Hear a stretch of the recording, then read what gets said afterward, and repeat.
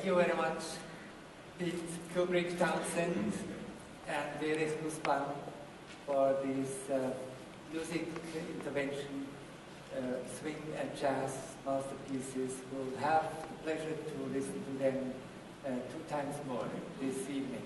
Thank you so much.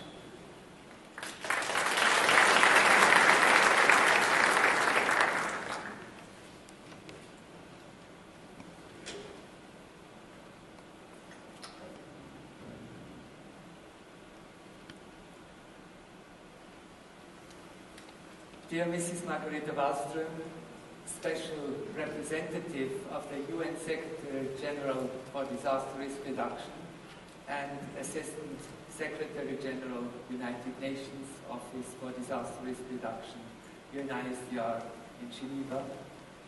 Dear Qunli Han, Director of UNESCO's Division of Ecological and Earth Sciences and Secretary of the Man and the Biosphere Program, represented Mrs. Irina Bokova, the UNESCO Director General, patron of the conference.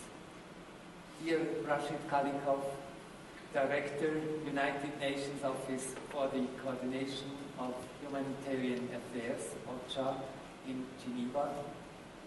Dear Donato Kiniger, Head of the Fragile States and Disaster Response Group, International Labour Organization, International Labour Office, I have to apologize, Donato, ILO in Geneva. Dear Tarzisius, CAVIEZEL, Mayor of the hosting city of Davos. Dear Ms. Haran, Secretary of Home Department, Government of Kerala, India. Dear Risk Laureate, dear representatives of UNEP and UNITAR, the other 2 of our patronage organizations. A special welcome to our Turkish delegation, headed by Dr. Fuat Oktay, President of the Disaster and Emergency Management Presidency, AFAD, at the Turkish Prime Ministry, and to the delegation from Senegal, headed by His Excellency Minister Mangara. Dear representatives of the European Union, of the World Bank, and of the African Risk Capacity. Dear representatives of our co-hosting and endorsing partners, distinguished guests, ladies and gentlemen. It is my great honor and pleasure to warmly welcome you in Davos and to be, together with my team, your host for the 5th International Disaster and Risk Conference, IDRC Davos 2014. A special welcome goes to those of you who have already participated in previous IDRC conferences. It was your motivating feedback which has encouraged us to carry on our efforts to provide a platform for intensive discussions and advocating for integrative approaches to reduce risks and to manage and contain disasters. Integrative risk management, not only in the sense of analyzing and assessing the many different risks and disasters under one umbrella, but in particular also by linking the many different scientific disciplines to interdisciplinary teams. The world is currently facing many crises and disasters, be it the conflicts in the Ukraine or the Near East or the Ebola outbreak in Western Africa, just to name a few. Our conference is not free from being affected by some of these conflicts and disasters. Due to the Ebola outbreak, it is with great regret that the representatives of WHO, the World Health Organization, and Dr. Navarro and his team from the UN System Influenza Coordination in Geneva will not be able to attend. Dr. David Navarro has just been appointed UN Senior Coordinator for Ebola. Therefore, the two organizations had to cancel all the sessions and special panels organized by them. I would like to apologize on their behalf. On the other side, we got only recently some very interesting new sessions into our program, and may I therefore ask you to consult our web-based conference program and our daily announcements at the conference entrance about these, and hopefully not too many other additional cancellations. The global risk landscape is constantly changing and becoming more and more complex at an accelerating pace. It is obvious that our scientists, our societies have not had the time to adapt to such rapid global change. Yet we have no choice but must accept that climate change will heavily influence global risk patterns, affecting all aspects of our communities in every region of the world and gravely increase humanity's overall vulnerability to risks. It is unfortunately a matter of fact that the risk takers are often the beneficiaries and externalize the damage and economic losses to other sectors of our society. Global responsibility and partnership to cope with these risks and disasters and to lower inequalities is therefore of utmost importance.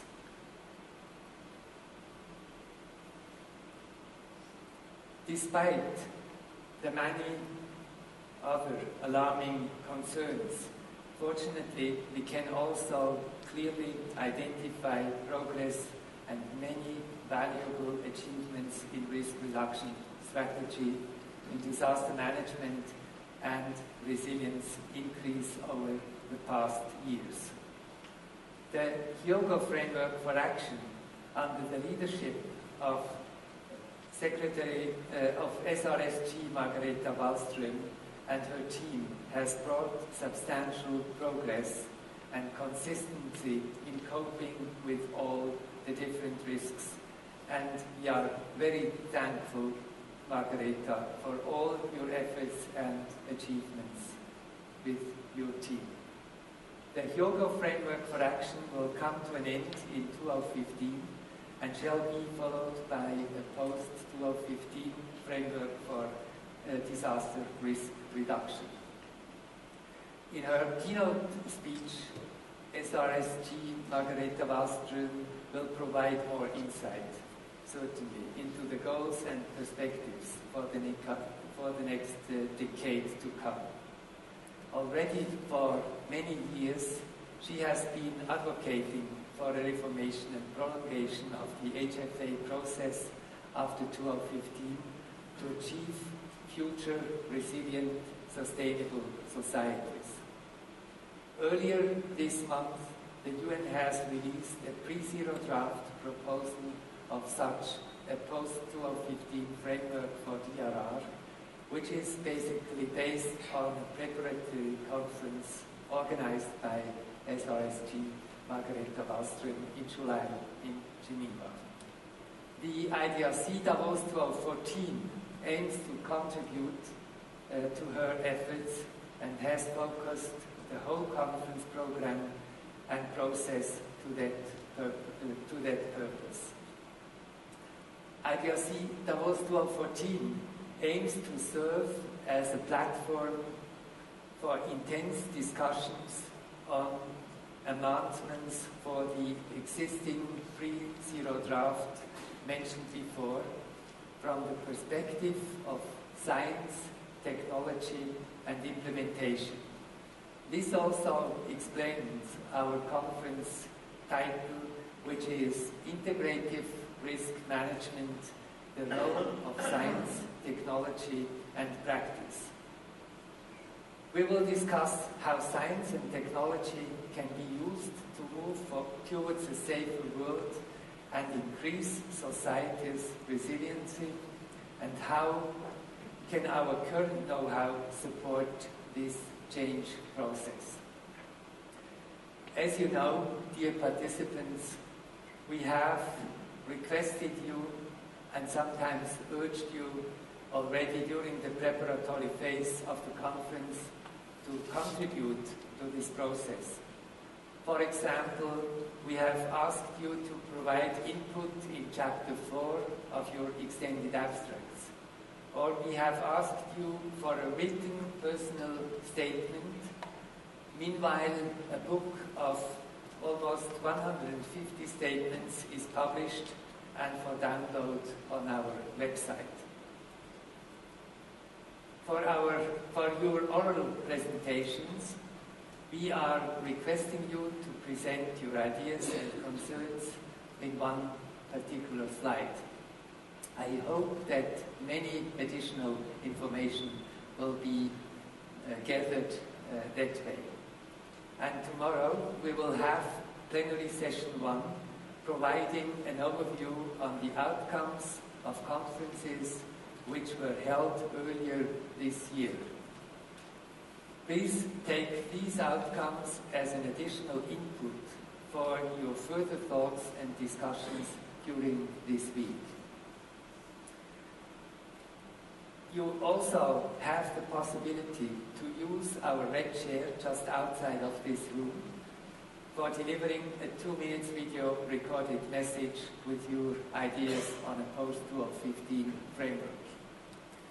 Already at this stage, I would like to thank all of you who have and will contribute and further will support the process.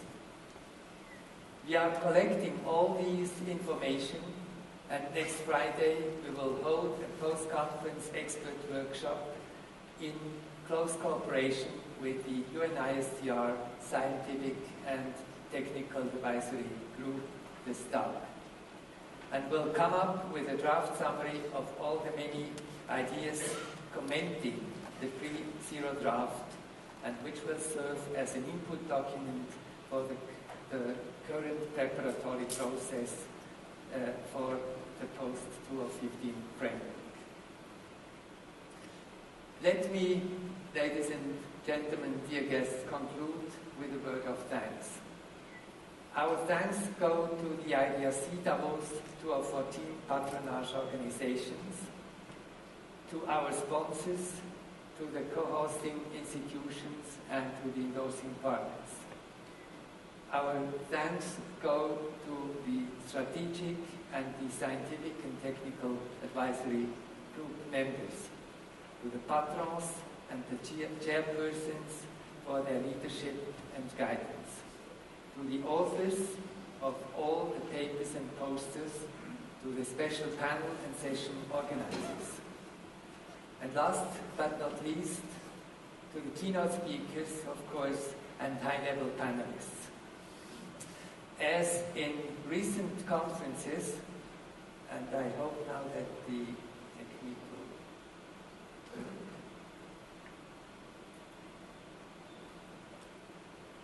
doesn't?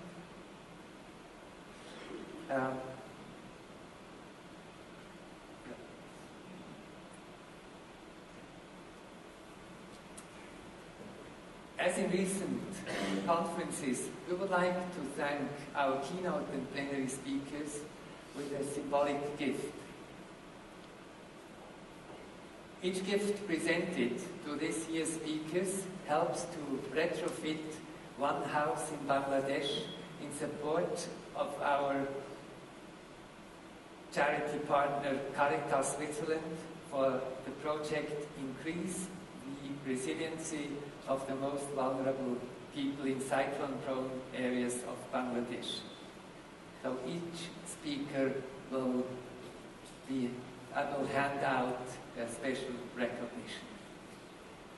May the unforgettable Swiss mountain surroundings provide a spirit of Davos, as we call it here, A spirit of Davos which facilitates not only fruitful discussions and an intensive exchange of experience and know-how between the participants, but also serve to start and deepen friendships. Only together we will make things happen. Thank you very much, ladies and gentlemen. The conference is over.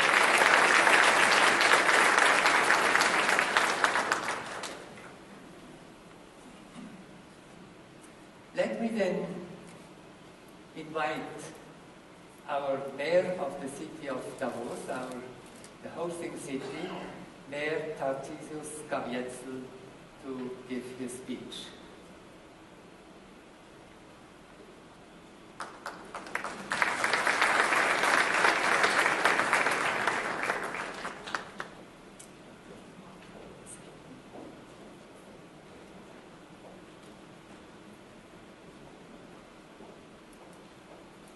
Dear conference participants, dear Dr. AMMANN, Chairman of the IDRC and CEO of the Global Risk Forum, dear speakers, experts and guests.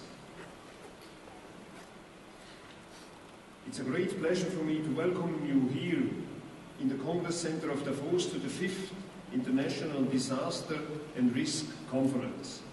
I'm welcoming you in our beautiful alpine surroundings in the name of our town authorities, but also in the name of our tourism organization and of our local population.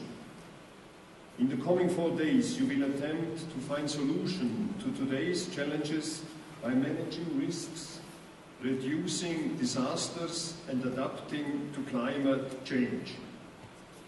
As a mountain town, we are very sensitive to the issue of climate change, and we are pleased that one of our local institutes has been organizing this conference for the 5th time already in close cooperation with the United Nations Office for Disaster Risk Reduction. In the past, Davos has always been open to changes, whereas it first was our healthy winter climate that brought many patients and therefore growth to our town. It was then the innovative spirit of some pioneers in winter sports that helped us to diversify our offers and to prosper also after the invention of penicillin. Tourism flourished and Davos gained international reputation as a winter sports destination. Today, we are confronted with new challenges. Globalization, changing leisure behaviors, as well as global warming force us to diversify our activities and offers once again. Our highly specialized institutes and their regularly organized congresses are very important for today's prosperity of Davos. They bring scientists, experts, opinion leaders and decision makers from all over the world to our mountain town. They do not just fill our hotel beds, they also bring us international reputation beyond tourism, and most important of all, they open our minds for what is happening outside our well-sheltered alpine world. Therefore, we thank you that you have decided to organize and participate at this conference and to share your opinions and know-how with us. For the coming 4 Congress days, we wish you informative presentations and keynotes, good panel debates, and well as successful workshops and discussions. Enjoy your stay here in Davos, and thank you for your attention.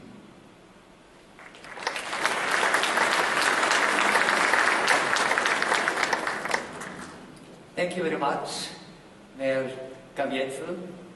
Thank you very much. I may hand over the certificate which represents one house retrofitted in Bangladesh. Thank you very much. Thank you. And I invite Dr. Qunli, Director of the Division of Ecological and Earth Sciences, Secretary of the Main and the Biosphere Program at the UNESCO headquarters in Paris. Dr. Han, the floor is yours. Thank you very much.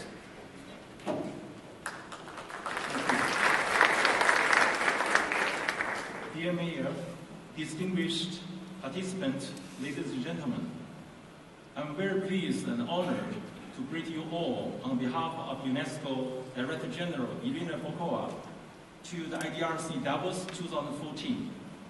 UNESCO has a long-standing collaboration with the Global Risk Forum, Davos. The organization is very proud to grant its patronage to the series of International Disaster Risk Conferences, IDRCs, which has become an institution in itself over the years. I wish to greet Dr. Walter AMMANN, the President and Chief Executive Officer of Global Risk Forum Davos, and the President of our conference here. 3 years ago, in June 2011, Dr. AMMANN and the Director General of UNESCO, Madame Irina Bokova, has formulated the relationship between our two organizations by co-signing together a memorandum of cooperation. The document provides a framework for the two organizations to cooperate in fostering disaster reduction research applications and promoting learning and capacity building in disaster and risk management. I'm happy that this conference falls under the same collaborative framework. GRF Davos, IDRC Davos, and UNESCO programs have common goals and share similar approaches. IDRC Davos 2014 and the programs of UNESCO related to disaster risk reduction has commonalities. They address risk through approaches that engage with multiple sectors, multi-stakeholders, and multi-disciplines.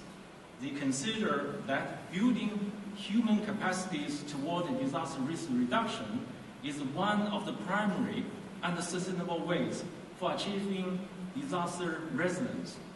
IDRC favors a move toward a truly integrative ways of thinking and action about the disasters and the risks. And this move is one that is constantly advocated by UNESCO. Ladies and gentlemen, we have all seen a growing number, frequency, and complexity of natural disasters and the devastating effect to human lives and the cause of development at the national and the regional levels. We have all committed to help the member states of UN to make societies prepare better and to reduce risks and to mitigate the impact of disasters in a more timely and more effectively manner. To this end, sciences, technologies, and knowledge must be best used to address the underlying vulnerabilities and risks, and to build comprehensive preparedness strategies, and to improve capacities through education, training, and technology transfer, and to integrate DRR as a critical component in national and regional development plans. Science as a whole must be further mobilized for solutions against natural disasters. At this moment, international communities through UN are working intensively in the preparation of the post-2015 development agenda under the new set of sustainable development goals, called the SDGs. There is a clear and rapidly growing consensus that the management of natural and man-made disaster risks, including those related to climate change, and improving the resilience of the societies must be integrated in the new global framework for sustainable development. Most of us are actively engaged under the leadership and the coordination of UNSDR to contribute to the Third World Conference of Disaster Risk Reduction to be held in Sendai, Japan, in March 2015. And we are all working in the different specific task forces and working groups. I'm very pleased that for the fact that the pre-zero draft of the post-Hugo framework of action has been not our document, has been made released and made available, provide a very good basis for all of us. All these developments make our meeting here truly relevant and timely. The motto of the Global Risk Forum Davos 2014 is "From thought to action," which I could not agree more. Concrete delivery and committed actions, as well as tangible services in the post-Sendai will be important for the credibility of the disaster risk reduction communities. In this regard, UNESCO, together with all members of the Global Alliances for Disaster Risk Reduction and Resilience in the education sector, has been working to improve resilience standards and achieve safety in education facilities for all. UNESCO is also deeply engaged with all its partners in the protection of cultural and natural heritage, reducing water-related disasters in view of climate change, promoting safe construction code, and improving capacity in science-based early warning systems against natural hazards. UNESCO is committed to continue to play an active role in this regard, from its mandate in education, sciences, and culture, and particularly benefiting from its long-standing international and intergovernmental scientific programs and networks in the field of earth sciences, water sciences, oceans, and ecosystems.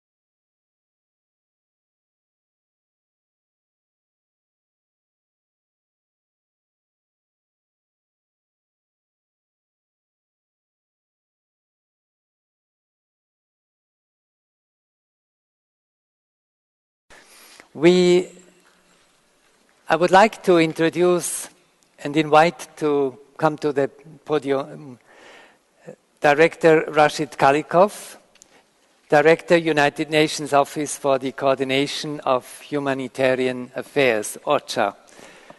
Please, Mr. KHALIKOV, the floor is yours. Thank you so much. Thank you.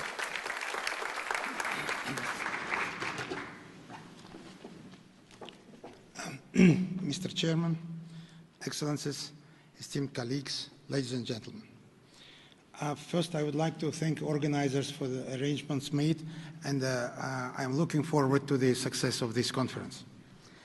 I'm delivering these remarks to you at a time when United Nations agencies and its partners are responding at the highest level to system-wide, level 3 as we call it, but biggest emergencies in the world, in Syria, in Central African Republic, in South Sudan, and in Iraq.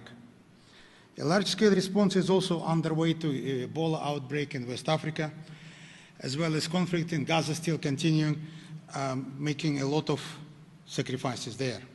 We are currently facing unprecedented demands to ensure that we respond effectively to the humanitarian needs of affected people. A convergence of new global trends, including climate change, mass migration, population growth, persistent poverty, urbanization, floods, earthquakes, water and food insecurity, all contribute to the complexity of humanitarian crisis today. The number of people affected by humanitarian crisis has almost doubled in the past decades and is expected to keep rising. The cost of international humanitarian aid has increased exponentially. Between 2004 and 2013, there has been over 430% increase in total global humanitarian funding requirements. However, prevention and preparedness funding was less than 0.5% of all international aid over the last 20 years.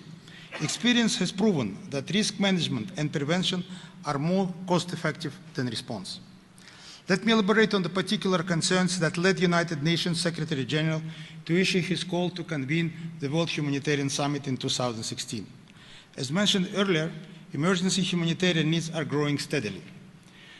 For more than 10 years, we have witnessed not only more disasters, more people each year affected, more resources required to respond, more challenges and capacity and access, but also a dramatic increase in the number of actors involved. This year, humanitarian agencies are trying to support the estimated 82 million people in 31 countries. International aid organizations have appealed costing more than $17 billion, the highest amount ever. Also, the number of conflicts has declined in the last 20 years. More people than ever before are being uprooted by violence. This year, more than 50 million people displaced, more people displaced worldwide than ever before. But there is good news also. Preparedness and response capacity in many vulnerable countries have been strengthened in the last 20 years, following economic development to some extent. This also benefited from the genuine political commitment and determination by government of many disaster-prone countries. We welcome the efforts of government to help their people to become more self-sufficient in disaster management. We are committed to supporting these efforts as they contribute to the more effective humanitarian action, since local responders are the fastest and usually best tuned to the people's needs. One could also see the growing positive impact of local and national aid organizations. They contribute significantly during the humanitarian crisis in the Horn of Africa in 2011, to cite just one example. The role of the private sector, military, the diaspora, mass media is also being recognized more than ever before. The introduction of innovations, new methods and technologies are leading to more effective, efficient and timely humanitarian response. The humanitarian actors are cognizant that this is still not enough to try to meet the ever-growing humanitarian challenges. The landscape of humanitarian action has changed since the United Nations General Assembly adopted Resolution 46/192. Even the largest world economies have been struck with major natural disasters in the last years that we can see ourselves, and they were unable to, national capacities were unable to meet the requirements. Against this backdrop, the United Nations Secretary General has called for the World Humanitarian Summit in 2016 to take stock of where we are, discuss the changing humanitarian landscape, share knowledge and best practices, and set a forward-looking humanitarian agenda. Extensive consultations on 4 key items will form the core of the process leading up to the summit. The preparation for the summit and summit itself provide us with an opportunity to innovate, partner with new actors, and increase the focus on the real needs of those affected by humanitarian crises around the world. It aims to increase national and local capacity and reinvigorate the commitment to the core humanitarian principles of humanity, neutrality, impartiality, and independence. Office for the Coordination of Humanitarian Affairs will table the common concerns for stakeholders, including, first, the need to shift the culture of preparedness, prevention, and disaster risk reduction. The need to support, to capitalize on national and local capacities for emergency response. The need to reconfigure the delineation between humanitarian and development actions in a way that helps both in disaster risk reduction rather than hindering and confusing them. The need to arrive at a financing system in which millions of people are not forced to go without desperately need help, especially at the first days and weeks after the disaster. One of the summit key themes, reducing vulnerability and managing risks. This demonstrates the importance that the summit places on creating greater synergy between humanitarian and disaster risk reduction efforts. The third United Nations World Conference on Disaster Risk Reduction in March 2015 in Japan will be yet another opportunity to identify modalities of cooperation to implement a post-2015 framework for disaster risk reduction. We are planning to convene a high-level session during that conference, and are working with disaster risk reduction colleagues. We are sure that it would enable us to have greater synergies between the disaster risk reduction communities and the World Humanitarian Summit. I appeal to all of you to support the strong connection between the two events in the remaining preparatory periods and afterwards. So far, we have helped to convene 2 regional consultations leading to the World Humanitarian Summit. The governments of Côte d'Ivoire and the Democratic Republic of Congo hosted a West and Central African regional consultations in June. More recently, the governments of Japan and Indonesia hosted the North and Southeast Asia in Tokyo in July. In both instances, there were participation from a broad range of stakeholders, from governments, regional organizations, humanitarian crisis-affected people, UN agencies, non-governmental organizations, civil societies, private sector, academia, and mass media. The 2 regional consultations have produced clear recommendations on reducing vulnerability and managing risks. Some of the key recommendations include: first, each government who doesn't have done already should create a national risk management agency. Second, governments should take more responsibility for preparedness and response to seasonal and recurrent shocks, which would allow humanitarians to focus on acute needs.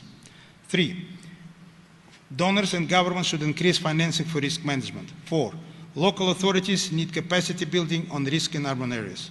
5, to promote the prioritization of disaster risk reduction, there should be stronger evidence of future risks and their possible costs.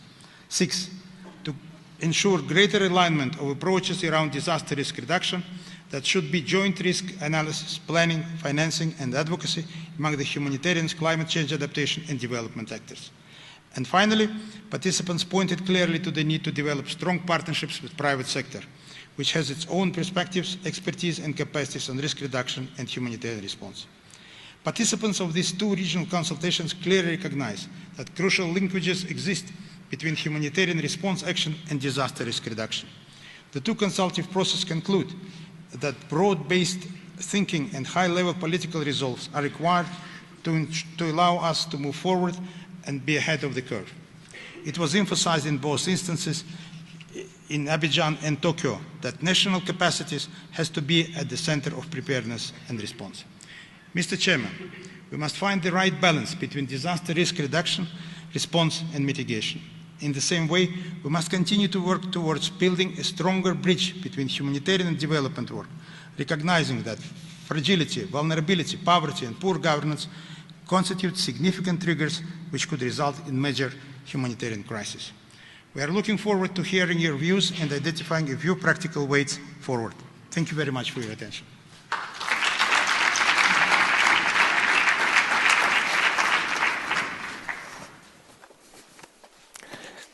Thank you very much, Mr. KHALIKOV. Thank you. And I may hand over the certificate. Thank you so much.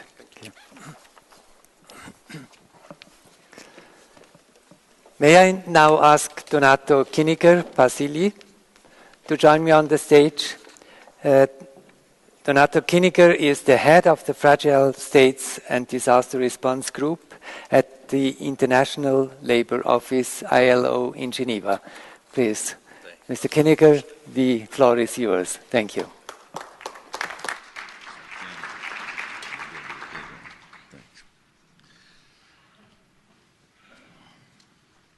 Ladies and gentlemen, Walter, thank you for inviting me here. Good afternoon to all of you. This is another great opportunity to be at the Global Risk Forum, and I really welcome this opportunity at such a critical time. Total disasters losses in 2013 amounted to $147 billion, 56 billion less than previous years. These are figures of Swiss Re that I'm quoting. But trends confirming this recent decline in the economic impact of disaster should not mislead our judgment. We should not forget that the overall risk situation has not changed. Indeed, it has worsened, and major challenges are lying ahead of us. The vast majority of disaster losses are concentrated in countries less equipped to ensure assets and transfer costs of recovery. Our collective desire to see the general picture improving may give rise to false expectations. An analogy could be to see ourselves in an arid land, in a drought, and to see ourselves projected as a blossoming tree. But we know this would be just the shadow of desire as it is projected in this painting. Evidence shows that there is growing need to improve emergency preparedness globally, and in particular in countries at high risk of natural hazards and conflict, the poorest and most fragile. In these countries, disasters are likely to exacerbate already existing weaknesses and instabilities due to scarcity of human capital and due to the destruction of social capital. Extreme floods, like the one we saw in Southeast Europe this year only, landslides, as they just happened in Hiroshima, earthquakes like today in San Francisco, wildfires, tsunamis, typhoons such as Haiyan, with unprecedented winds and storms, are natural disasters that will inevitably increase in frequency and intensity in the near future. But the truth is that disasters are not that natural. We know that we cannot stop a hazard from happening, but we can prevent it from becoming a major disaster, and we can mitigate its effects. The International Labour Organization, ILO, historically the first specialized agency of the UN system, supports constituents throughout rehabilitation, recovery, and reconstruction. ILO social partners, workers, and employers' organizations contribute substantially to set in place recovery programs based on employment-intensive schemes, productive jobs, social protection, human and labor rights, and social dialogue. Based on this comprehensive approach, alongside UN partners, the organization works towards prevention, mitigation, and improved disaster preparedness. But we ask ourselves, what does it take to be prepared? First and foremost, it requires us to have the right skills, the right methodology. This means building continuously the capacities of local and international experts in anticipation of the next disasters. With this aim, the ILO has successfully mainstreamed the employment and livelihood dimension into the post-disaster needs assessment initiative led by the UN family, the European Union, and the World Bank. This year has seen the global rollout of the post-disaster needs assessment training that generates a growing pool of PDNA experts ready to be deployed upon demand. While intervening in a disaster setting, a people-centered approach is required, focusing on human aspiration and livelihoods concerns. Helping people to recover their means of earning a living is central to ILO overall recovery strategy. Economic recovery enables people to reduce their reliance on long-term relief, adding to self-motivation, dignity, and a sense of purpose. Alongside direct relief to affected people, local markets, services, and businesses that provide employment or support livelihoods more broadly also need to be assisted. Livelihoods recovery can be part of rebuilding homes and infrastructure through employment-intensive schemes, and it is more likely to be successful when reconstruction avoids simple relocation of people or settlements. Being prepared also means anticipating and mitigating risks, such as climate change, throughout innovative approach. An example, in 2011, the ILO completed a pilot project on climate change adaptation in the Philippines, where it developed an integrated financial package with weather index-based insurance to help service providers identify high-risk communities not covered by regular financial institutions. The results were impressive. In the face of climatic risks, the identified communities were able to continue with their production through applying climate-informed decisions and reduce their risk through a more diversified source of income and better access to insurance schemes. The private sector involvement in disaster risk reduction is key in achieving a solid integrated approach to share expertise and capacities, to develop an enabling environment for recovery, and to minimize the long-term impacts of hazards. The ILO is currently collaborating with a collective representation of private sector to develop blueprints for businesses to prepare and to respond to disaster situations. Through social dialogue, ILO facilitates the active participation of entrepreneurs and workers and community and national level at national level to develop suitable business continuity plans along the supply chain to be activated when the disaster strikes.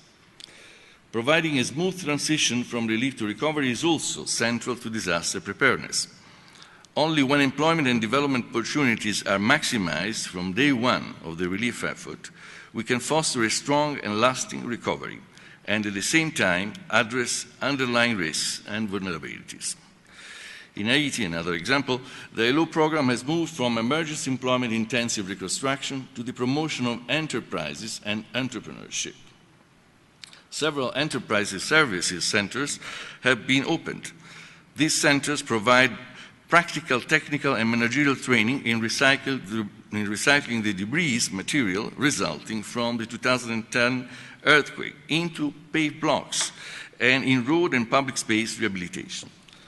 Small enterprises have also acquired the capacity to rehabilitate roads. Workers have been trained and trainers equipped with business development skills. In Somalia, the ILO has worked with the government and local implementing organizations in employment-intensive infrastructure investments. Flood retaining walls, catchments, roads, and irrigation canals have been constructed and rehabilitated, and they generate work opportunities for women and men. Activities such as the ones that we have mentioned ensure that local businesses are involved in disaster risk reduction and take action to enhance their disaster resilience at local level.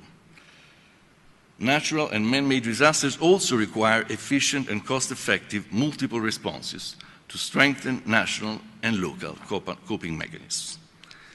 At this juncture, when a post-2015 framework for disaster risk reduction is being prepared, participants in the discussions leading to the next World Conference in Sendai, Japan, the conference that was just mentioned in Geneva, recognize that disaster risk is a combined result of hazard, exposure, and vulnerability, and that among underlying risk drivers, such as unequal economic development, poverty, inequality, weak governance, and local capacities and climate change compound disaster risks, and hence determine higher losses. The vicious circle of fragility is determined by social crisis, the risk of violent conflicts, unemployment, and precarious conditions of work, lack of participation, and inequality. The responses to that points to the need of reducing levels of risks, strengthening social and economic reliance, and adopting a just transition to a greening economy in response to the global climate change challenge. Finally, preparedness also requires us to build back better. Reconstruction and recovery efforts must take future hazards and risks into account. In the Philippines, my organization supported the Department of Labor and Employment in creating temporary jobs.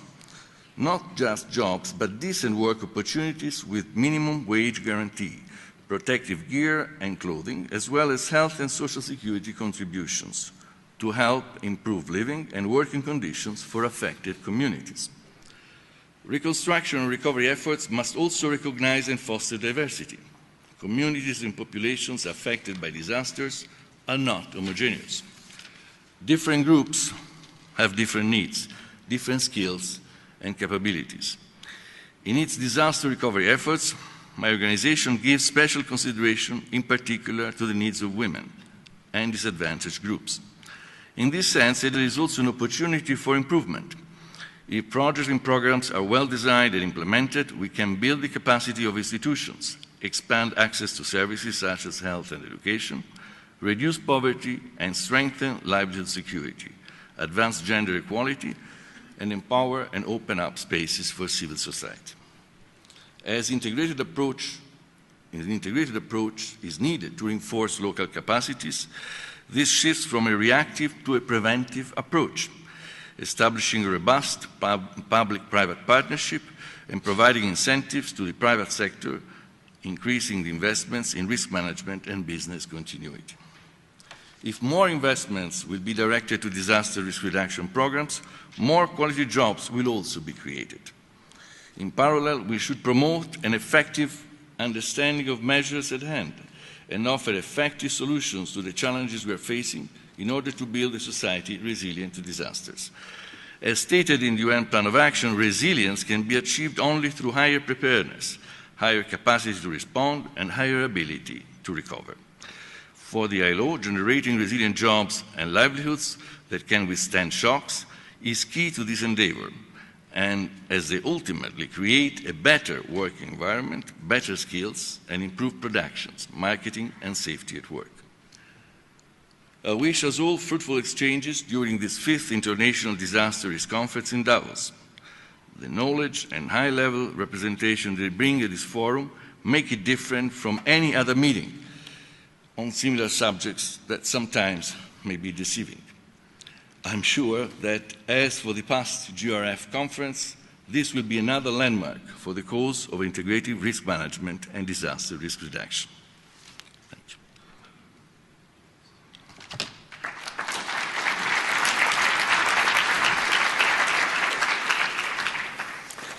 Thank you very much, Donato. Thank you.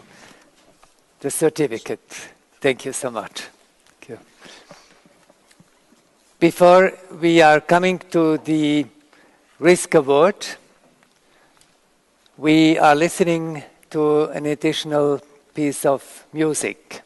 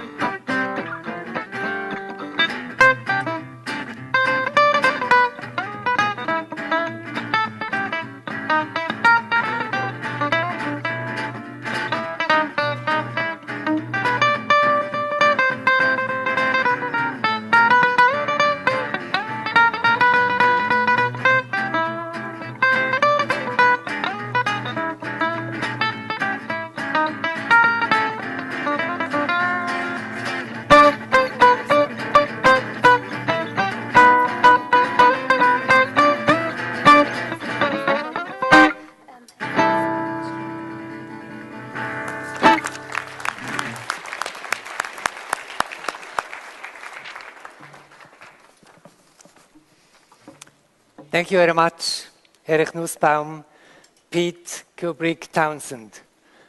It's quite difficult not to dance with this music. Fortunately, we are not, in that sense, fortunately, we are not gender balanced, so we have not the pleasure for dancing for the moment. I would like now to invite the special representative of the Secretary General, Mrs. Margareta Wallström, to join the podium. Mrs. Wallström is also not only SRSG, but also leading, as I explained in my previous remarks, the UN ISDR process, for which we are so thankful. Mrs. Wallström will address towards a post-2015 framework for disaster risk reduction, and we have the opportunity and the pleasure to be informed from very first hand about the process which has been taken and which is in front of us. So please, Mrs. Wallström, the floor is yours. Thank you so much for joining us. Thank you.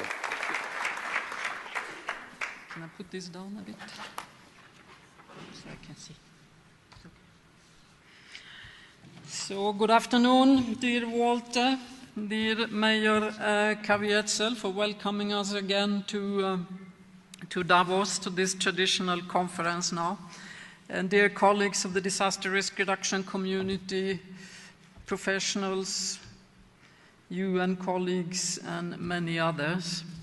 I think in the opening statements here, we've already heard quite a lot, not only about the bad state of play in the world, but also what we can do about it. So before I move to the future, which in this case I will talk mainly about the next 7 months, let's just think back. Many of you have been part of this process to get disaster risk reduction to this point for 30, 35 years. I see a bit of white hair in the audience here, so probably many of you remember the first effort by Andrew, the first United Nations resolution in 1971 or something, that basically said, watch out, it will only get worse, we have to tackle the risks. We didn't do that very effectively for quite a long time. But after that, many of you have worked with the IDNDR. That was a strongly science-driven decade. The Yokohama strategy and plan of action for a safer world. Some of you will recognize this for a safer world name. It still exists with the community working on preparedness. And then the International Strategy for Disaster Reduction, ISDR, was established in 1999. And every time there has been a sense of we don't seem to be able to influence change. But I think we are beginning to influence change now, thanks to all this work that all of you are doing in your various areas of expertise. I want to take you back to another thing that happened 30 years ago. There was something called the World Commission on Environment and Development, which issued the report Our Common Future, which also sounds familiar. And the Commission pointed out that for the first time we can see the planet Earth from space, and they observed that humanity's inability to fit its activities into that pattern is changing planetary systems fundamentally. Many such changes, they went on to say, are accompanied by life-threatening hazards. This new reality from which there is no escape must be recognized and managed. That's 30 years ago. Now, what disasters happened in the 80s? Some of you will remember it was not a decade that was particularly lacking in hazards. We had a very serious El Niño episode. We had the big famine in Ethiopia and in Sudan. We had devastating earthquakes in Mexico and Salvador. We had the Chernobyl event. We had a huge earthquake in Armenia. And we had the Exxon Valdez oil spill So all these things that we believe today are new are old. So what is it that is happening now that we believe will change this scenario? Let me share with you what I think has happened, at least in the past 10 years, an accumulation of things, and look back. What has the Yoga Framework for Action helped us to do? Sometimes I say if the world only had one single framework, they should use the Yoga Framework for Action. The people who designed this framework were so far-sighted, they tried to put everything into one framework about stability and sustainability. That vision we must keep, because this is a particularly, in many ways, a positive process. This is very absent, very far away from the political tensions that seem to dominate the discussions on climate, for sure, but I'm sure we will get also to some interesting discussions when it comes to the development framework and particularly the financing of it. So 10 years of work with the HFA has achieved a lot of things for countries, I think. But a couple of things I believe have really moved us forward. One is there has been a very rapidly changing understanding of a disaster, moving away from classic looking at disaster as an event. It happens, you pay for it, and you move on. Now I think, and this is critically important for the future, more and more people in daily life, they understand that disasters are not events, they are actually long processes, and they have also understood that we need to move from the event to understanding the risk. Then all this different use of risk, but this is a critical shift in our mindset. And the second thing that really is beginning to change the way we do business, both in the public and private sector, is a very rapidly evolving understanding of the financial and economic consequences of disasters. Very concrete and practical and very necessary. And with these two things, I believe we now have a very different conversation in most ways about the way forward. What has also happened in these past 10 years is that we've managed to build an architecture of collaboration around disaster risk reduction, from national platforms, supposedly intended to be inclusive, are not inclusive everywhere, but they will become inclusive eventually, to regional, stronger and stronger regional platforms, we call them. They are slightly different still because they have evolved in different regions with different setups, different intergovernmental structures, but they're becoming more and more similar and a very strong platform in that architecture. And of course, many of you are familiar with the global platform that, just like the regional ones and the national ones, have a very official recognition by the UN General Assembly as important venues for learning, development, and influencing policy. So with this architecture and everything that is growing, affiliated and associated, like the Global Risk Forum, like all the parts that you are working with, is a really critical asset as we move forward. So whereas many things are happening, we understand better, we also feel the pressure, of course, of an increasing number of extreme events. I think I may have said before in one of the other meetings here in Davos, but the first time, at that time I worked with disaster response, but we did invite some climate specialist, I would say, and some Met Services people, and say, can you explain to us what climate change will do for us? And they said, well, we don't know very precisely, of course. This was about 10 years ago.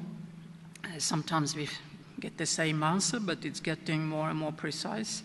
But they say, but plan for more extremes, more unpredictability, and more things that you never thought would happen to you happening. And if you just think back in the past 10 years, this is what's happening. You know, areas are drying, others have too much water, cyclones and storms happen in areas that are not familiar with them or have forgotten that they happened before. So under this pressure, you know, population concentration and a richer and richer world, the economic losses for disasters are increasing. in leaps and bounds, and those that are experts in projecting this for the future project nothing but more growth of the economic losses. Mortality is, of course, a very critical measure for many good reasons of disasters, and in one way the strong increase of early warning system has been successful, but only when it comes to hydrometeorological disasters. That's the only area where we have evidence, and in fact only in one region in the world. In most other regions, the mortality, in fact, is increasing because of the concentration of population and because of the lack of preparedness and early warning system. So am I telling you that it doesn't work with the HFA? Of course it's working. You know, we have biannual report by governments measuring the impact of what they are doing. But many of them feel they are really only in the beginning of what they need to do. So when we move into the future, and since we are talking here to a science and technology community, one of the things we didn't have enough of, I should say, in the past decade is a very strong role of the science and technology community focusing on how disaster risks are developing. I think they were looking at climate change, or you were looking at climate change and other things, rapidly growing wealth, making full use of many competences. Now, at the same time, we are saying we need more knowledge. You know that knowledge risk assessment is really core elements of the HFA. So are we behind the curve a bit in the availability of knowledge? I would say yes. I don't think there is a shortage of knowledge, but I think it's poorly brought together and insufficiently easily made accessible and available to the users. So that's why in this past year or so, we have, thanks to many of you who are here today, we've really been moving to try to bring science and technology right back into the center of disaster risk reduction. Of course, more research, but also more engagement in the practices. When I listen to decision makers in different environments, very often there is an interesting little piece of research that looked into how do decision makers take decisions. Do they call on science to get the best advice? Who do they consider when they take decisions? Well, there's a rather discouraging answer, as you can imagine. Otherwise, I wouldn't give you the example. This report basically showed that under time pressure, under financial pressure, they would not use the best knowledge available. And this is, of course, disastrous. So the challenge really for us, for you and for all of us, is how to get most of this scientific knowledge and technical knowledge right back into the center where decisions are made, and in a timely way. And most of all, I think, make it accessible, available, possible to understand. And what I, as a decision maker, would really like to know is, once I have the best knowledge on the table, is to understand the consequences of different courses of action that I may take. And I need help with that, because that's neither my expertise nor do I necessarily have the capacity to do it. So also scientists right into implementation is something that we hope to see much more of. So all this has come out now since March 2012, we've been consulting. And what does it mean, consulting, where there has been local meetings, regional meetings, national meetings, global meetings, science meetings, etc. We really try to gather knowledge, ideas, inspirations from everywhere. And maybe importantly for where we go next, I think the messages have been very consistent. There has not been a huge difference between rich and poor countries. There has not been huge differences between different parts of the world. Really, the issues they have highlighted as their successes, but also as their challenges, have been quite similar. And some of the challenges are not really challenges that will make headlines.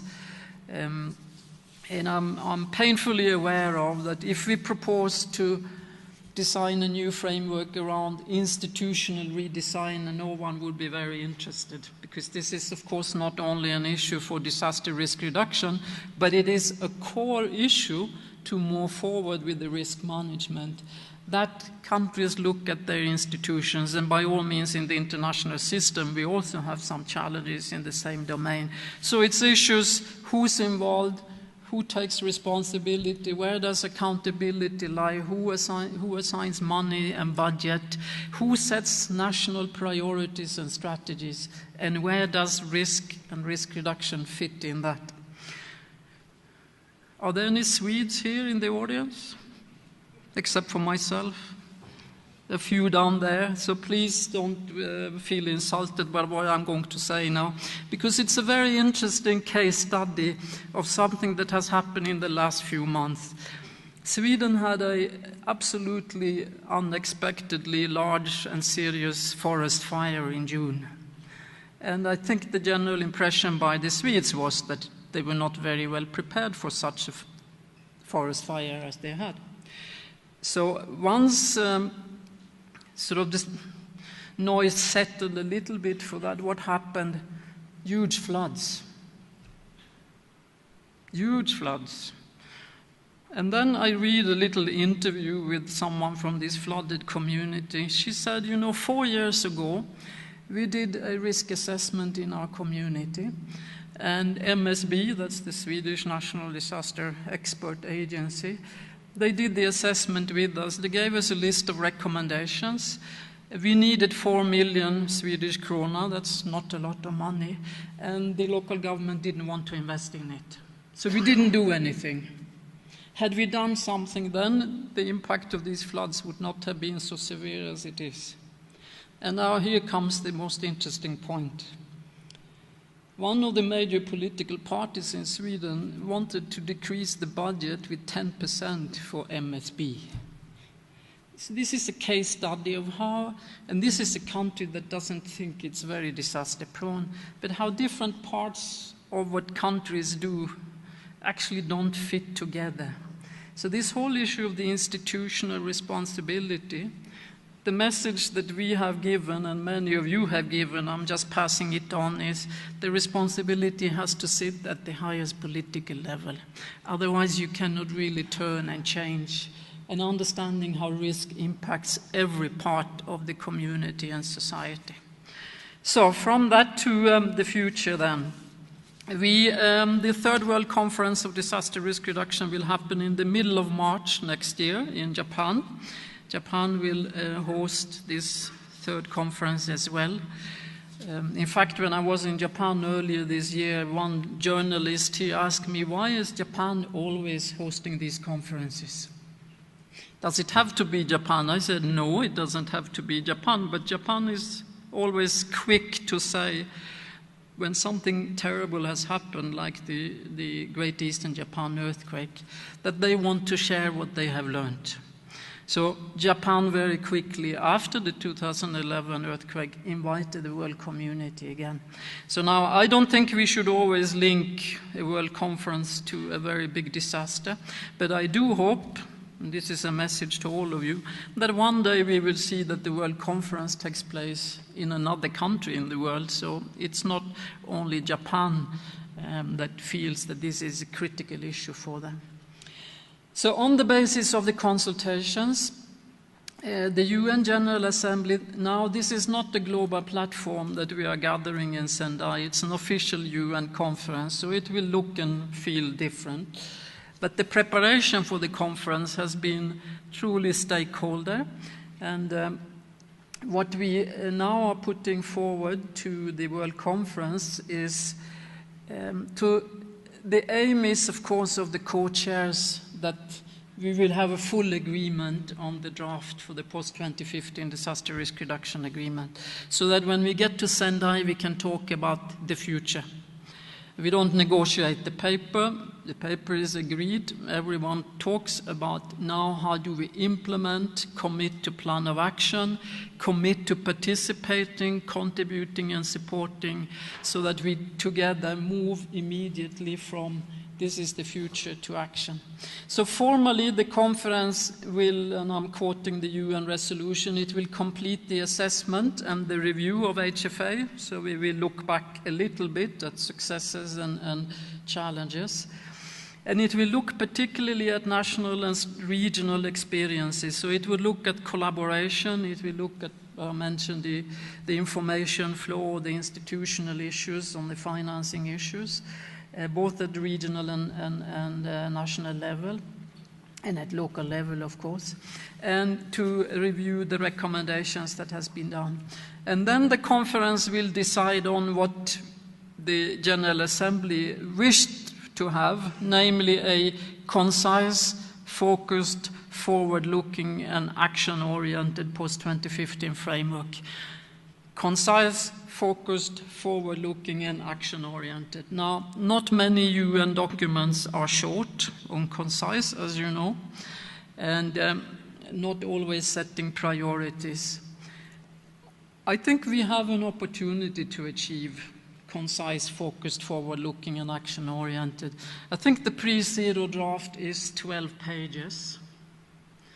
We said, let's try to propose something which is 7 pages, but of course in the process it became 12, and before we finish it will be a bit longer, I'm sure. But we're trying to stick to this concise and action-oriented in order to continue, which was really the value of HFA, because when I listen to what countries and organizations say, I really think that the only thing they have read in the HFA is the priorities for action. And that's good. So we should take that learning and say, it's the priority, people want to know what to do, and then they will do it. And this, on the other hand, is the most challenging thing when we now move forward, because what I realized is that there's a very, very strong attachment to HFA. When this whole conversation started, everyone wanted to see the future. We need to include new risk. We need to include what we have learned. But as we moved along, I realized that many countries, they really don't want to have a lot of change. Why? Because they quite recently started down the path of the action. And they say, don't move the goalpost all the time. Don't come with new frameworks that change everything. Then we don't feel we make progress.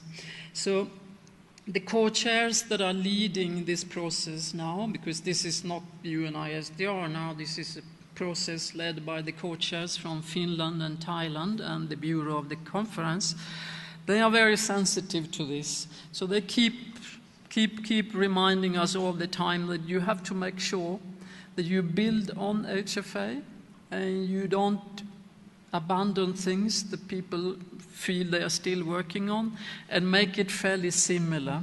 So for those of you who are looking for something dramatically new, you may not see the dramatically new immediately, but I hope you will see that there are the contents has moved forward. So what is the pre-zero draft? The pre-zero draft is now owned by the co-chair. It is their document, and they have presented it for the future. And what the pre-zero draft sets up is 3 revised strategic goals. The first one is on the prevention of creating new risk. And this is really essentially the development models of countries. So that corresponds essentially to the outcome of the discussion on the Sustainable Development Goal. But there are dramatic choices to be made. And this was the biggest gap in the HFA, the most difficult thing, the one that we feel very little progress has been done, even though progress has been done, I must say. The second strategic goal is to continue reducing the existing and the risks we do understand, of course. And the third one is about more social issues. It strengthens the resilience of communities through actionable social, economic, and environmental measures. And as you realize, these are also cutting across each other. There are some strong guiding principles. Yokohama had a lot of principles. HFA was not very strong on principles, but had quite a lot of things that needs to be protected. So guiding principles, the all of society approach must be inclusive, must engage institutions, and this is not an issue for disaster management authorities. In that case, it doesn't work. So holistic, include other sectors, private sector, business, not least. The strengthening, a lot of value attached to cooperation, both nationally but also globally. Protection of persons, respecting their human rights. The whole issue of governance, I already mentioned, how to govern risk at all levels, including global. Accountability strong, public-private partnership strong, and a continuous request and engagement by all parts of society. So how to ensure that we keep working the way we've done up till now is really, I think, a key area of development here. So the priorities of action are now, for the moment, I say in the pre-zero draft, 4 areas. The first one is understanding disaster risk, what I just talked about. It's strengthening risk governance for management of risk. It's preparedness for response, recovery, and reconstruction. Strong call for we must continue to strengthen our ability to be prepared, an early warning system. And there is a bit of a totally under-researched and under-collaborated area on how to make reconstruction, not really go back to zero all the time and try different models, but build on really good acquired knowledge. And finally, the investing in social and environmental resilience issues. So these are some of the main areas in the pre-zero draft. There is also in the pre-zero draft a strong call for science. ISDR had a science committee already more than 20 years, since 1989 it was established. So what the pre-zero drafts call for, it's a revitalization of that science mechanism. And with that revitalization, we have some pretty important ideas. But that revitalization would mean that the input of science and technology to help us to monitor and understand the evolution of risk and to help to strengthen the evidence base for decision making and to help to bring different pieces of big global issues together more practically. I mean, we know, you know, that climate and disaster risk go hand in hand, but at the global level, they are separated processes. So in practice, they are already being much better integrated at national level. So how can we support that to happen without getting involved in the politics? There are many good examples where it's happening, but I think also the expectation is on science to do that. As many of you know, the IPCC now says that managing climate change is managing risk. I think that's a message to all of us that we are now more or less in the same arena and we can lead the practice development there. So 2015 is a complicated year. You can on the one hand say that it's a conference-intensive year, but you can also say this is really an opportunity. It's really an opportunity to strengthen these linkages between things that are intimately linked, of course, development, climate risk, and disasters. It's only at the global stage where they have become so separated in different political processes. But countries cannot really manage this unless we help to bring it together, and we all have responsibilities in breaking down that barrier. The other thing about 2015 is the change of the development framework to one that is universal. And of course, we have the same thing in the disaster risk reduction agenda, that over these past 10 years, when I first got acquainted with this issue, rich countries basically came to the conferences believing that disasters is a problem for poor countries. I don't need to say that that has changed very drastically. We are in a completely different conversation. And sometimes I think it's the richer countries in the world that are really driving the agenda because of the financial and economic and political understanding of where disasters can take us. So that universality is a very critical element. So 2015 is a great opportunity. We must use it well, and it will also help us to avoid a risk that is becoming very obvious, and that's what someone else, not me, called the policy-induced risks. I think this is a very insightful and very concrete description of what happens when you are not linking up different parts, when you are not linking environmental planning with disaster risk planning or climate risk planning, climate adaptation planning, infrastructure, education, then you create new risks, and we can see that all the time. So what will happen from now until March? On the 5th of September, member states in Geneva start, it's called informal open-ended consultations on the pre-zero draft. And these consultations will go on from the 5th of September to middle of October. So there will not be any new draft done. They will talk, discuss, present ideas, opinions. The co-chairs will receive all this. There are 3 sessions, specifically 3 days, specifically designed for major groups, for non-government system, including science and NGOs, all the major groups in the UN system. And in the middle of October, the co-chairs will close that round of consultation, and they will come up with a new draft. That new draft will be this zero draft that will go to the second PrepCom, which takes place in the middle of November, the 17th and 18th of November in Geneva again. And the second PrepCom will be seriously negotiating on that text. Member states will negotiate, the rest of us can contribute ideas. So after the second PrepCom, there will be, of course, more discussions on the then zero draft or draft 1. And that will continue if we are going to be ready for the World Conference.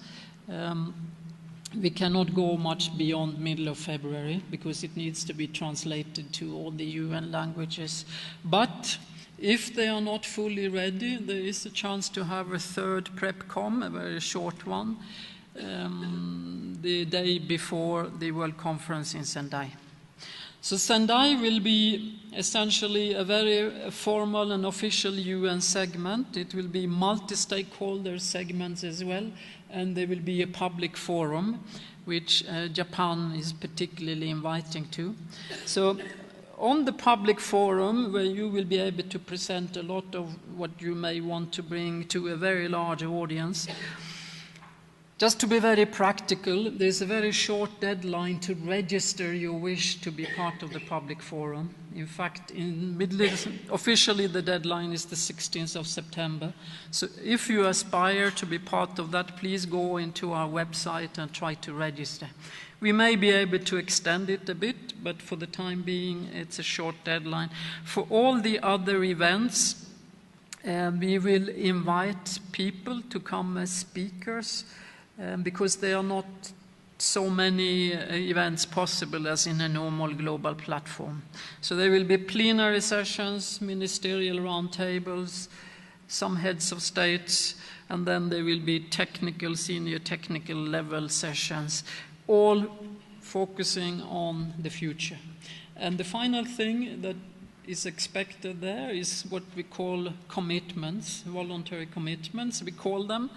But in fact, one of the members of the Bureau said, why should they be voluntary? If they are voluntary, I cannot trust that people do what they promise to do. So maybe they should be commitments with some hard evidence behind that the commitments will be delivered. And this will become an official and part of the official outcome of the conference.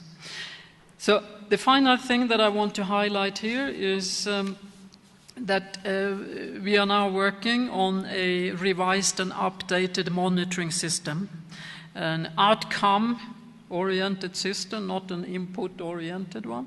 So just like in all the other global processes, there is an intense engagement in indicators and targets right now. And these will be helped, of course, with there's a background paper if you are interested in this, and my colleague Kazuko, who is here somewhere, she will stay with you the next few days, and you will get a chance to hear more about the new monitoring system, which is a proposal. It will be, of course, decided by member states and experts if this is what they would like to have. And we're also trying to make sure that that has a strong fit with the other monitoring system of development and climate issues. So these are some of the key issues. There is a lot more going on than what I can share with you now. But the key point is that there is something that is important for all of you there. So I hope, if you're not already involved in giving feedback on the pre-zero draft, engaging with the major groups, or if you are governments, talk to your governments, because this is the opportunity really to design how we manage risk in the coming decades. And I'm saying decades because clearly there is no hunger to revise the future HFA every 10 years. It's too frequent. So instead we'll have to look at a gradual evolution. So in the whole arena of the many partnerships that has been built around disaster risk, many of you, and we've heard from the colleagues earlier here, many things that are happening. But particularly important has been in this past decade also the engagement in the private sector and business, and many parts of business. 10 years ago, we only talked about the insurance industry. Today, we talk about the financial industry, about infrastructure. We talk about many different areas, communications. But today, and since Walter has already highlighted that the risk award will come next, I would like to introduce as one of the partnerships that has grown out of this understanding of risk over the past decade. This is a joint effort between the GRF, between UNISDR and the Munich Re Foundation, is the Risk Award, which is given out now. This is the third time it's given out. So I will invite Thomas Loster, through the chairman, to join us here on the stage and to introduce this year's winner and the many good applications that we have for it, so that you will all be able to take part of that very interesting outcome. But I thank all of you for your engagement, and I hope to hear and see a lot of you in the next 7 months leading to Sendai, and afterwards, of course. That's when we will really count on who is in and who is really staying with us. So, best wishes for your conference in the next few days, and I look forward to the outcome of the conference. Thank you.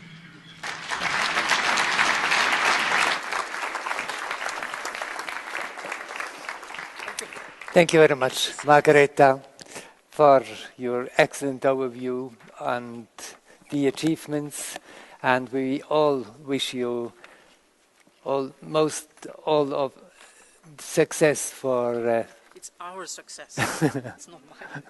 Thank you. Thank you very much, Margareta, and we wish you all the best.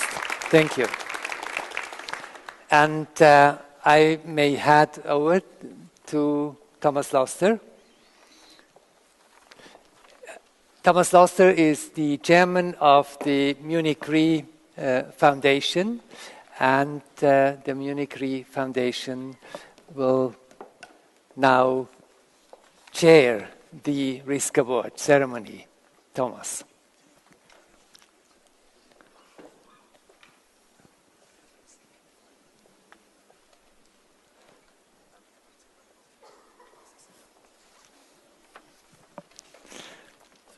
Thank you very much, Thomas. Yeah.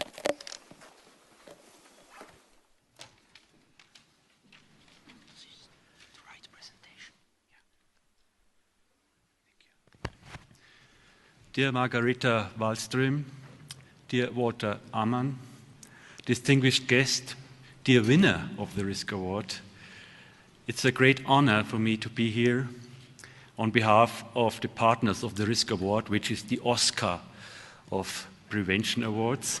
and it's a joint effort of the UNISDR, of the GRF and the Munich Re Foundation to hand out an award for a project surfing resilience and prevention.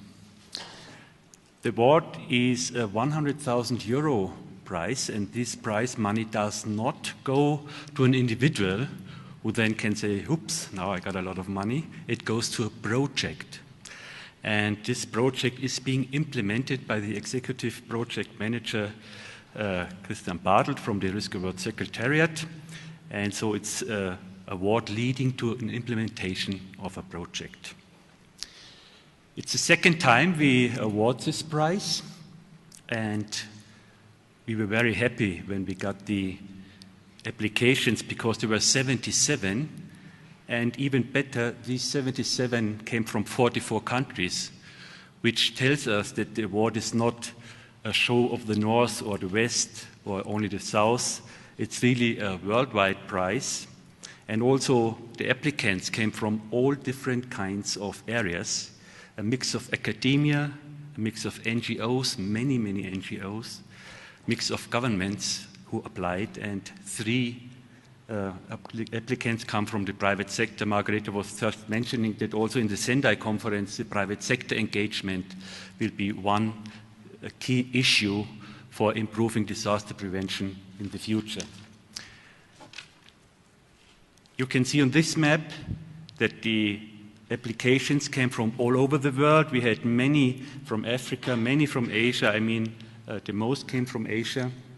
And for a jury, it is very difficult to judge, of course, if you have some 77 wonderful applications. It's like you get a job application. 1/3 is maybe not so good, 1/3 is good, and 1/3 is excellent. So the jury really has to struggle who to win, and only one project can win. The Risk Award jury is an international group of the representatives of the partners, Margareta, Walter, myself. We have Haresh Shah, the RMS founder from the Stanford University in California. We have Maria Mutagamba, the former Minister for Environment in Uganda, and Anicia Thomas from the Fritz Institute in San Francisco in USA, which gives us a good balance of North-South expertise, gender balance, and whatsoever. So this jury really struggled because it had wonderful proposals, and many, and this you might not be surprised with, going to technical solutions, making use of mobile phone technology. And if we, for example, know that in one of the poorest countries of the world, in Bangladesh, 94% of the households can be reached via mobile phone, which is it's a number which I would never have believed. Many applicants served this mobile phone technology. One proposal which was very close to winning was an app for a smartphone which really informs you that a crisis is coming and that you should move now. So we had wonderful proposals, also many including school kids, which is of course the most important group of people because when they are older they are already aware. And we got many proposals including community training, and the community-based approach is of course one of the most promising. So it was a good mix. And the jury struggled over weeks, but there was one project which was really outstanding, and it came from the NGO world. So since we do not have all applicants here, I do not make it as the Oscar does it, but we have a winner from the NGO world, we have a winner in Latin America. And I'm very proud and happy that this year's 2014 Risk Awards goes to the ONG Inclusiva, Peñaflor, which is an ONG, and the winning application has the title Peñaflor Town Inclusive Safe Community Resilience for All. And I maybe please invite Mark and Christian to help the winner, the director of ONG Inclusiva, Carlos Kaiser, to join me on the stage to receive the award. And when Carlos is with us, Margareta and Walter, please kindly also join us to hand over. Why did the ONG Inclusiva win. Carlos will later explain the project a bit. He has some 7 minutes or some 8 minutes to present it, but it won because it's improving resilience of people and societies, because it's effective and comprehensive, because it's inclusive and participatory, and it is a blueprint and can be copied to many, many communities and cities around the world.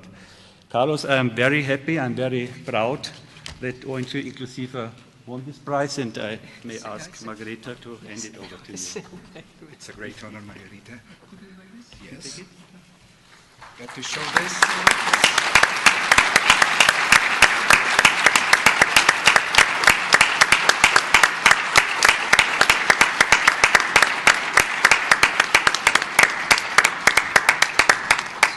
Would you like to stand here? Do you need assistance? No, no. Can we have the second presentation, please? I'll put it up. Just a second. Should we stay close, Carlos, with you? Should we stay here? Yeah. Okay. Thanks. First of all, I want to thanks for this award.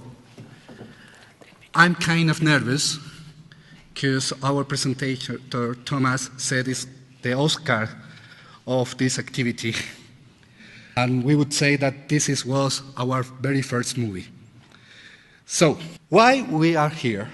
First of all, because human dignity is better served by embracing knowledge.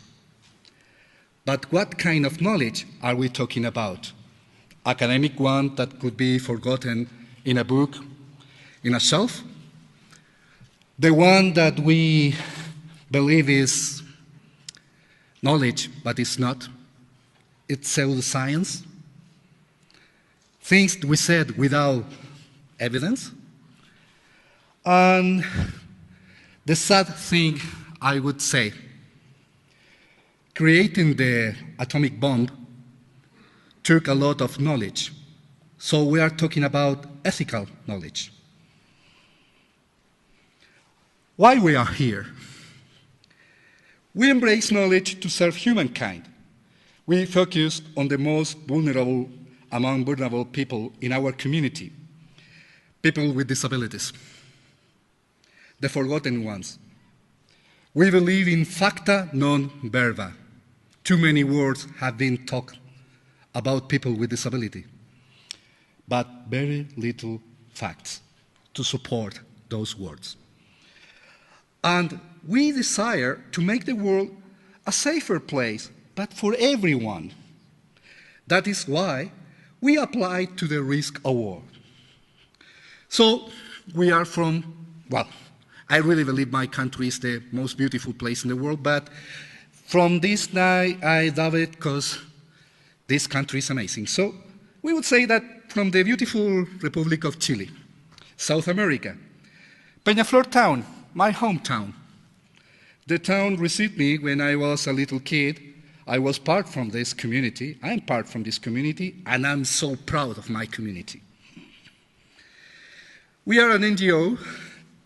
We are trying to make, no difference between speech and facts. You know, the thing is that sometimes we have so many consignas, too many false ideas, and too little things to support those. So facta non verba and the ethic vision that our actions could speak louder than our words. So, well, this is something that we had in Peñaflor town.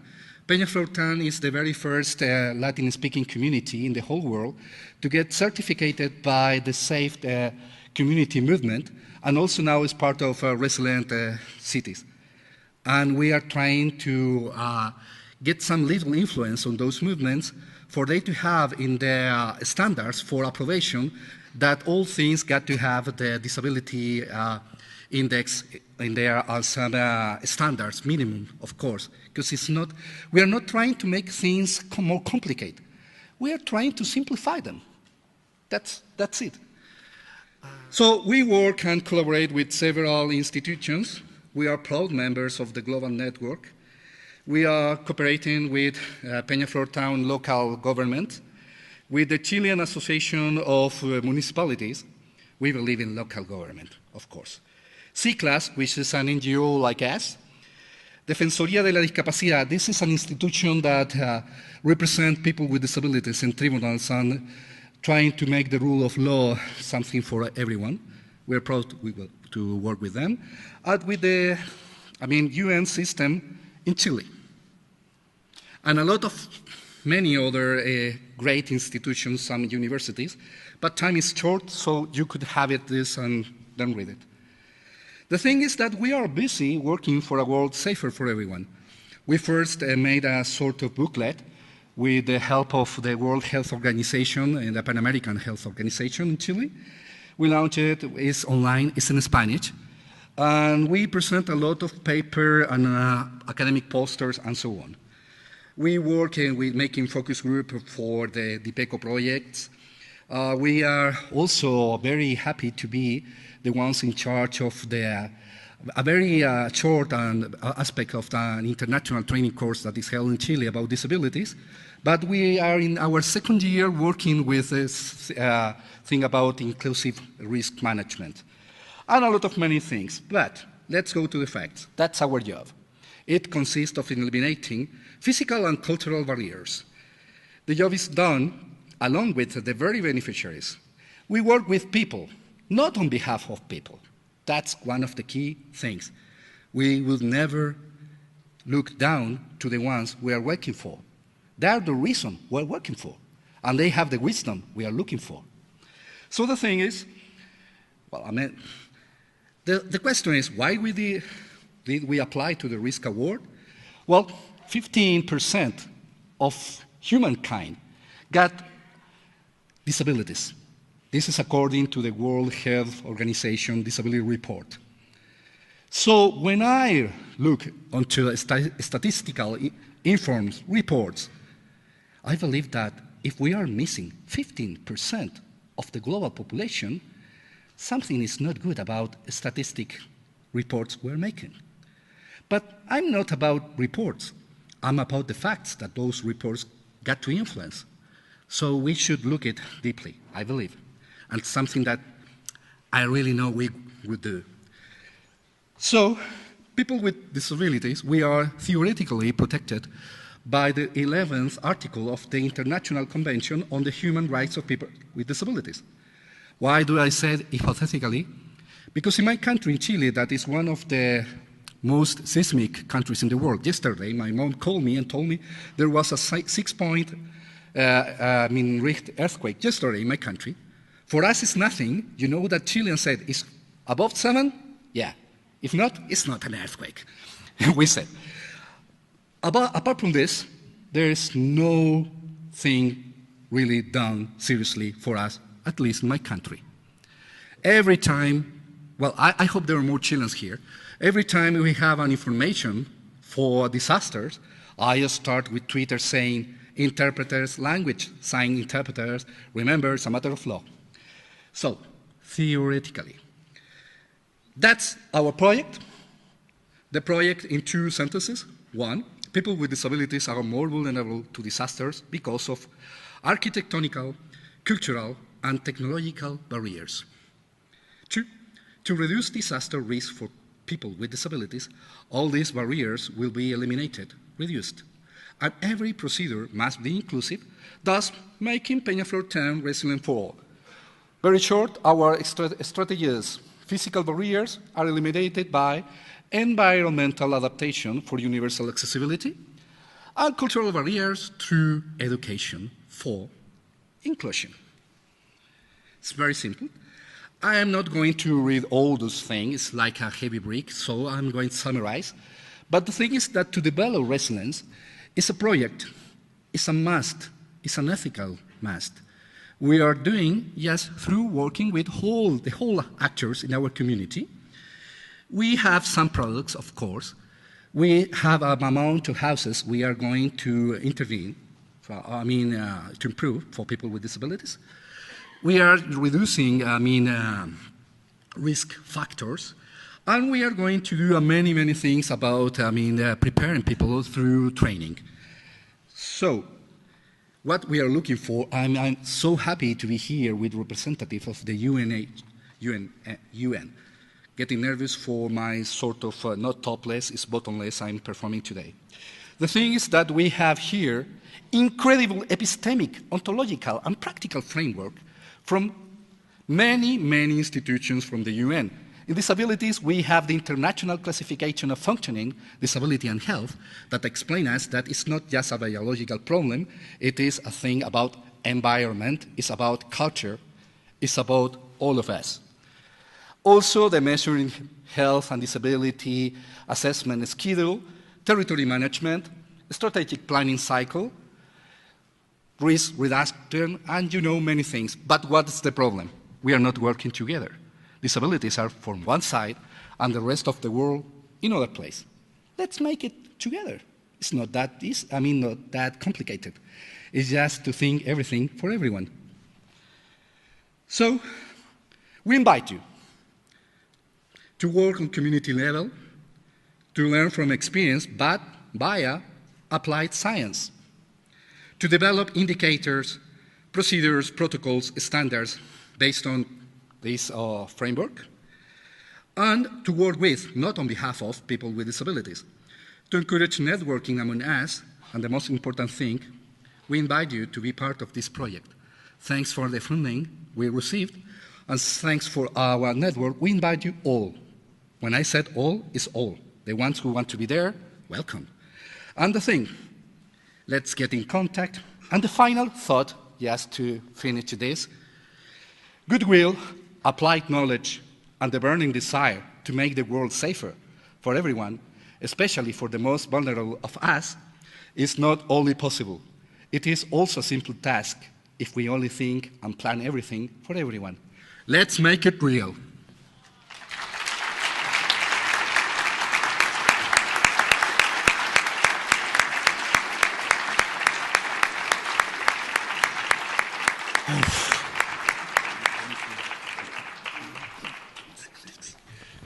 Thank you, Carlos, for this very impressive speech. I didn't expect it. I'm really overwhelmed. And I just wanted to let you know two little things that we have printed, the 12 best applications in a brochure, and we have also a poster exhibit that you can see, because as said, Carlos made the first prize, but there were some 30 excellent ones. I also herewith announce the next Risk Award, which will be awarded in the Sendai conference you heard so often. And we made the topic even broader, that all of you maybe also can apply and win one of these, your project might win. The title is Disaster Risk Reduction, People-Centered, Innovative and Sustainable. The deadline is the 1st November of 2014, and please go to the web of the GRF or the UNISDR or of the Munich Re Foundation. Thank you for being here and listening to us. Walter, I hand over to you as the chair of the conference.